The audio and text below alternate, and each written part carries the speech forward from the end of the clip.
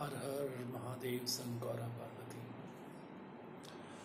शिव जी से अनुराग रखने वाले सभी भक्तों, शिव जी के गणों, उनके दूतों, जिज्ञासुओं एवं समस्त संसार में व्याप्त 84 लाख योनियों में रहने वाले सभी जीवों को मेरा साक्षात नमन है। जैसा कि आप लोग जानते हैं, मैं नित्य शिव पुराण का पाठ करता हूँ।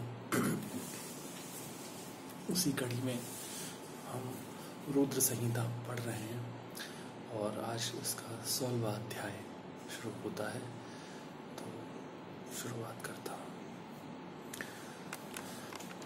स्वयंभू मनु और शतरूपा की ऋषियों की तथा दक्ष कन्याओं की संतानों का वर्णन तथा सती और शिव की महत्ता का प्रतिपादन।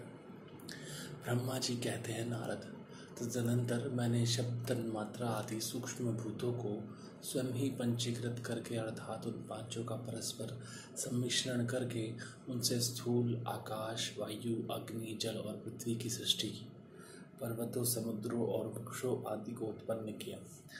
कला से लेकर युग पर्यंत जो काल विभाग है उनकी रचना की। मुने उत्पत्ति और विनाश वाले और भी बहुत से पदार्थों का मैंने निर्माण किया, परंतु इससे मुझे संतोष नहीं हुआ। तब सांब शिव का ध्यान करके मैंने साधन परायण पुरुषों की सृष्टि की।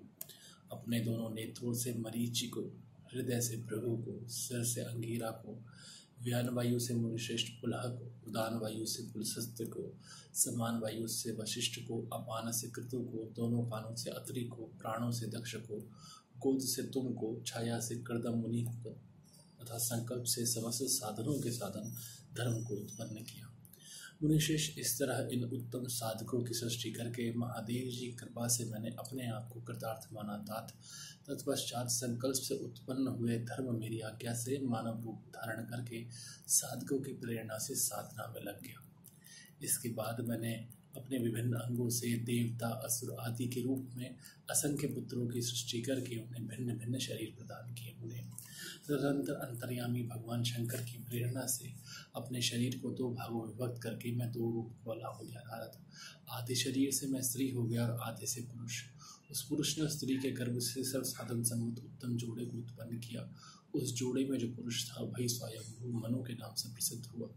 स्वयंभू मनु उच्च कोटि के साधक हुई तथा जो स्त्री हुई वह शतरूपा कहलाई। वह योगिनी एवं तपस्विनी हुई। तात मनु ने वैवाहिक विधि से अत्यंत सुंदरी शतरूपा का पाणी ग्रहण किया और उससे वे मैथुन जनित सृष्टि उत्पन्न करने लगे। उन्होंने शतरूपा को प्रियव्रत और उत्तानपाद नामक दो पुत्र और 3 कन्याएं उत्पन्न की। कन्याओं के नाम थे आकृति, देवहूति और प्रसूति। मनु ने आकृति का विवाह प्रजापति रुचि के साथ किया। वज्रपुत्र देवहूति कर्दम को ब्याह दी और उत्तानपाद की सबसे छोटी बहन प्रसूति प्रजापति दक्ष को दे दी। उनकी संतान परंपराओं से समस्त चराचर जगत व्याप्त है। रुचि से आकृति के गर्भ से यज्ञ और दक्षिणा नामक स्त्री पुरुष का जोड़ा उत्पन्न हुआ। यज्ञ के दक्षिणा से 12 पुत्र हुए। उन्हें कर्दम द्वारा देवहूति के गर्भ से बहुत सी पुत्रियां उत्पन्न हुई। दक्ष के प्रसूति से 24 कन्याएं हुई।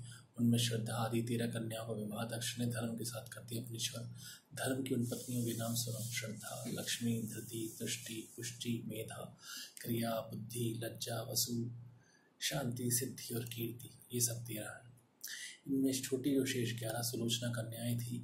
उनके नाम इस प्रकार हैं: ख्याति, सती, संभूति, स्मृति, प्रीति, क्षमा, सन्नति, अनसूया, ऊर्जा, स्वाहा तथा स्वधा।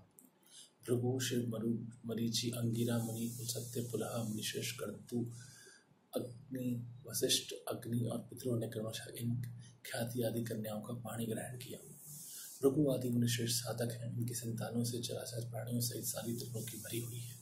इस प्रकार अंबिकापति महादेव जी की आज्ञा से अपने पूर्वजों के अनुसार बहुत से प्राणी असंख्य श्रेष्ठ तेजों के रूप में उत्पन्न हुए। कल्प भेद से दक्ष से 60 कन्याएं बताई गई हैं। उनमें से 10 कन्याओं का विवाह उन्होंने धर्म के साथ किया। 27 कन्याएं चंद्रमा को ब्याह दी और विधि पूर्वक 13 कन्याओं के हाथ दक्ष ने कश्यप के हाथ में दे दी। नारद, उन्होंने 4 कन्याएं शेष रूप वाले ताक्ष अर्शनेमी को ब्याह दी तथा भृगु, अंगिरा और प्रशाश को 2-2 कन्याएं अर्पित की। उन स्त्रियों से उनके पतियों द्वारा बहुसंख्यक चराचर प्राणियों की उत्पत्ति हुई। बड़ी श्रेष्ठ दक्ष ने महात्मा कश्यप को जिन 13 कन्याओं का विधि पूर्वक दान किया था, उनकी संतानों से सारी त्रिलोकी ही व्याप्त है। स्थावर और जंगम कोई भी सृष्टि ऐसी नहीं है जो कश्यप की संतानों से शून्य हो। देवता, ऋषि, दैत्य, वृक्ष, पक्षी, पर्वत तथा तृणलता आदि सभी कश्यप पत्नियों से पैदा हुए हैं। इस प्रकार दक्ष कन्याओं की संतानों से सारा चराचर जगत व्याप्त है। पाताल से लेकर सत्यलोक पर्यंत समस्त ब्रह्मांड निश्चय ही उनकी संतानों से सदा भरा रहता है, कभी खाली नहीं होता। इस तरह भगवान शंकर की आज्ञा से ब्रह्मा जी ने भली भांति सृष्टि की। पूर्व काल में सर्वव्यापी शंभु ने जिन्हें तपस्या के लिए प्रकट किया था तथा रुद्रदेव ने त्रिशूल के अग्रभाग पर रखकर जिनकी सदा रक्षा की है, वे ही सती देवी लोकहित का कार्य संपादित करने के लिए दक्ष से उत्पन्न हुई थी। उन्होंने भक्तों के उद्धार के लिए अनेक लीलाएं की। इस प्रकार देवी शिवा ही सती होकर भगवान शंकर से ब्याही गई।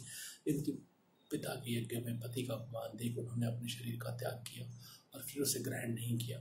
वह अपने परम पद को प्राप्त हो गई। फिर देवताओं की प्रार्थना से वे ही शिवा पार्वती रूप में प्रकट हुई और बड़ी भारी तपस्या करके पुनः भगवान शिव को उन्होंने प्राप्त कर लिया। मुनीश्वर इस जगत में उनके अनेक नाम प्रसिद्ध हुए। उनके कालिका, चंडिका, भद्रा, चामुंडा, विजया, जया, जयंती, भद्रकाली, दुर्गा, भगवती, कामाख्या, कामदा, अम्बा, मृडानी, सर्वमंगला आदि अनेक नाम जो भोग और मोक्ष देने वाले हैं। ये सभी नाम उनके गुण और कर्मों के अनुसार है। मुनिश्रेष्ठ नारद, इस प्रकार मैंने सृष्टि क्रम का तुमसे वर्णन किया है। ब्रह्मांड का यह सारा भाग भगवान शिव की आज्ञा से मेरे द्वारा रचा गया है। भगवान शिव को परम परमात्मा कहा गया है। मैं विष्णु तथा रुद्र ये तीन देवता गुण भेद से उन्हीं के रूप बतलाए गए हैं। वे मनोरम शिवलोक में शिवा के साथ स्वच्छंद विहार करते हैं। भगवान शिव स्वतंत्र परमात्मा है, निर्गुण और सगुण भी वे ही हैं। बहुत बहुत धन्यवाद आप लोगों का कि आज का ये सत्र आप लोगों ने सुना।